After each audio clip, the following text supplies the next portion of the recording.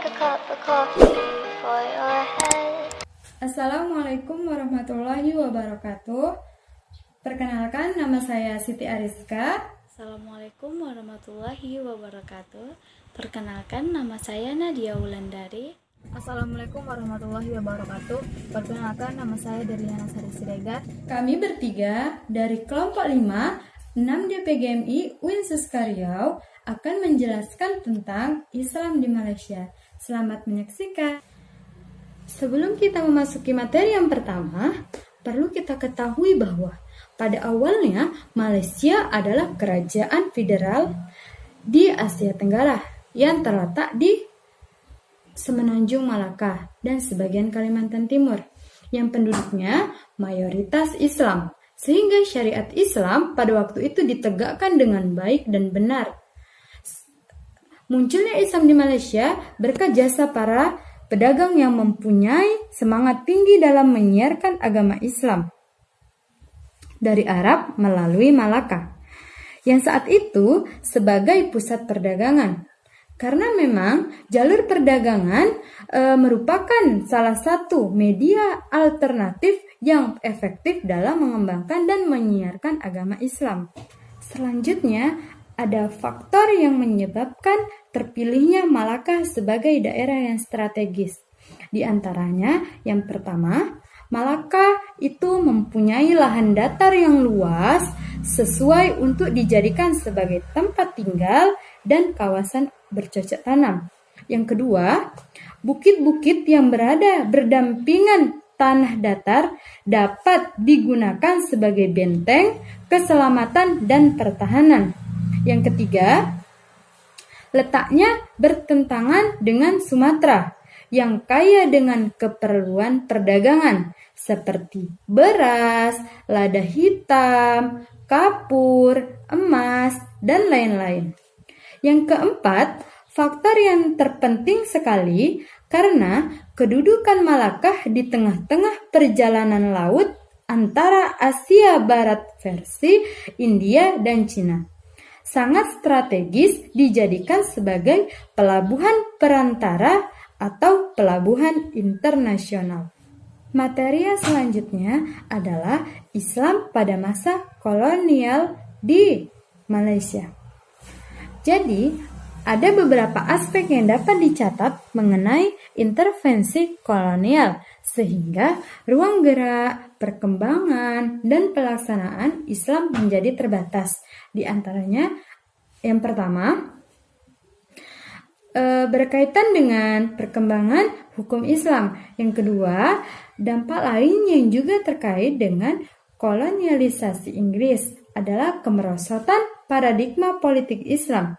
Yang ketiga, ada aspek lain dari kebijakan Inggris yang relevan dengan pembahasan ini adalah masalah demografi. Saya akan menjelaskan tentang kebangkitan Islam di Malaysia. Kebangkitan Islam di Malaysia terjadi pada tahun 1970 dan puncaknya pada tahun 1980. Kebangkitan Islam di Malaysia terlihat jelas pada upaya Muslim di Malaysia untuk mengamalkan ajaran Islam yang lebih serius lagi. Contohnya, aktif sholat berjamaah di masjid, menghadiri wirid pengajian, beramal saleh, mengucapkan salam saat bertemu, membeli makanan yang halal agar terhindar dari makanan yang haram, memakai pakaian muslim seperti jilbab, baju kurung, atau jubah bagi perempuan, dan untuk laki-laki menggunakan sarung, sorban, dan peci. Gerakan kebangkitan Islam terlihat juga pada masa kelangan mahasiswa. Contohnya, mengadakan pengajian, puasa bersama, sholat malam bersama, dan tidak jarang juga mereka mengadakan zikir dan renungan malam bersama. Selain itu, mahasiswa juga mempunyai kesadaran Islam yang begitu tinggi. Dengan demikian, kebangkitan Islam di Malaysia terlihat dari kesadaran Muslim Malaysia untuk mengamalkan ajaran Islam yang lebih serius lagi. Juga turut menguat nuansa Islam di Malaysia. Ditambah lagi kenyataan bahwa bersamaan dengan kebangkitan Islam di Malaysia, terdapat himbauan dan tuntunan agar pemerintah memperlihatkan kebijakan-kebijakan dan program-program yang lebih islami lagi. Selanjutnya saya akan menjelaskan tentang Asia kontemporer Islam pada masa Malaysia. Kuatnya nuansa dan etos Islam di Malaysia dapat ditunjukkan dengan melihat kenyataan bahwa dibandingkan dengan jumlah negara yang punya jumlah penduduk muslim dan non-muslim yang hampir seimbang, hanya Malaysia lah yang banyak tekanan pada simbol-simbol, lembaga, dan pengamalan Islam. Kenyataan ini dapat dilihat terutama sejak kebangkitan Malaysia pada tahun 1970 dan puncaknya pada tahun 1980. Hal ini dibuktikan mulai dari deklarasi pemerintahan untuk merevisi hukum nasional agar lebih selaras dengan hukum Islam pada tahun 1978. Mengapa nuansa Islam kelihatan lebih kuat di Malaysia dibandingkan Indonesia yang penduduknya 88% yang beragama Islam? Hal ini disebabkan oleh faktor sejarah. Perkembangan Islam telah menjadi bagian yang tak terpisahkan dari perkembangan politik Melayu sejak masa Kesultanan Malaka.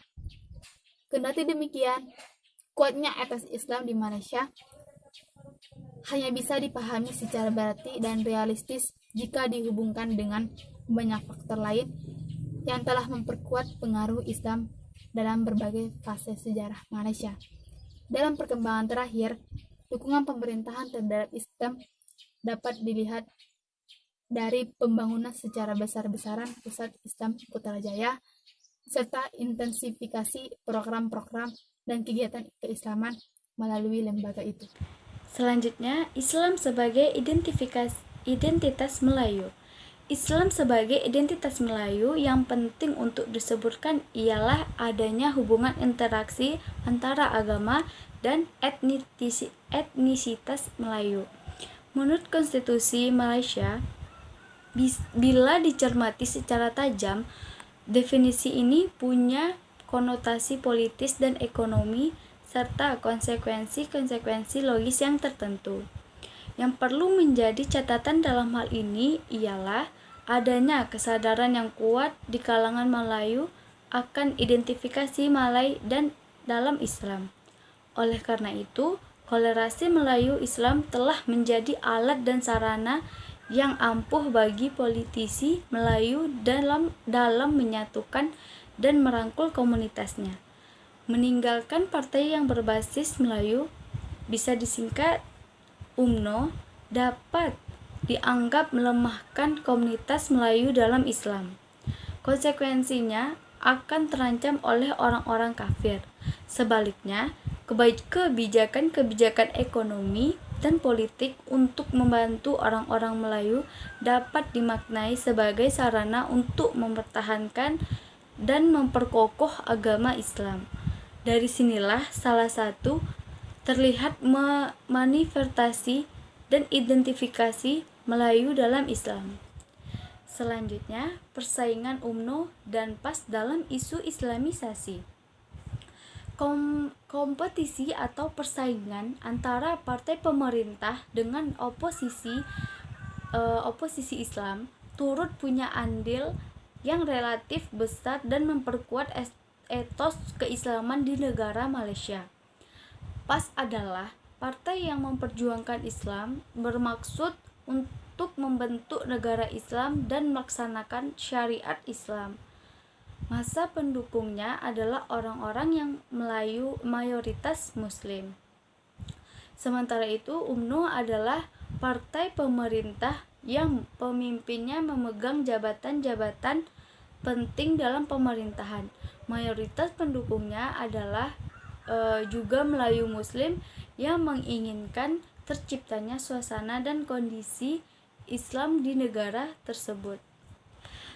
Dari uraian tersebut dapat disimpulkan bahwa dari sejarah perkembangan dasar perjuangan PAS sejak semula, yaitu PAS adalah partai politik yang memperjuangkan Islam tulen, sedangkan UMNO sejak didirikan sampai saat ini merupakan sebuah praktis tanpa suatu ideologi yang jelas yang dapat dijadikan sebagai dasar perjuangan. kecuali nasionalisme Melayu. Ini tentu saja menjadi sasaran empuk kritis fundamentalis dalam Islam. PAS sebagai partai posisi yang berideologi Islam tentu saja berada pada barisan terdepan dalam memperjuangkan tegak nilai-nilainya Islam di negara itu. Kesimpulannya, pendapat lain dikemukakan oleh Fatimi dalam bukunya Islam Comes to Malaysia, menjelaskan bahwa Islam masuk ke Malaysia sekitar abad ke-3 ke-8 Hijriah atau 14 Masehi.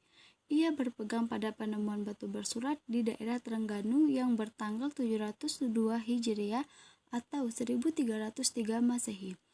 Batu bersurat tersebut ditulis dengan aksara Arab. Pada sebuah sisinya memuat pernyataan yang memerintahkan pada penguasa dan pemerintah untuk berpegang teguh pada keyakinan Islam dan ajaran Rasulullah Shallallahu Alaihi Wasallam. Dan pada sisi lainnya memuat 10 aturan dan mereka yang melanggarnya akan mendapat hukuman. Selain itu, Majul juga berpendapat bahwa Islam pertama kali tiba di Malaysia sekitar abad ke-15 dan 16 Masehi. Namun pendapat Fatimi dan Majul juga tidak dapat diterima karena bukti yang lebih kuat yang menunjukkan bahwa Islam telah sampai ke Malaysia jauh sebelum itu, yakni pada ke-3 Hijriah atau abad 10 Masehi. Pendapat terakhir ini berdasarkan pada penemuan batu nisan di Tanjung Inggris, Kedah pada tahun 1965. Pada batu nisan tersebut tertulis nama Syekh Abdul Al-Qadir Ibnu Husain Syah yang meninggal pada tahun 291 Hijriah atau 940 Masehi. Menurut sejarawan, Syekh Abdul Al-Qadir adalah seorang dai keturunan Persia. Penemuan ini merupakan suatu bukti bahwa Islam telah datang ke Malaysia pada sekitar abad ke-3 Hijriah atau 10 Masehi.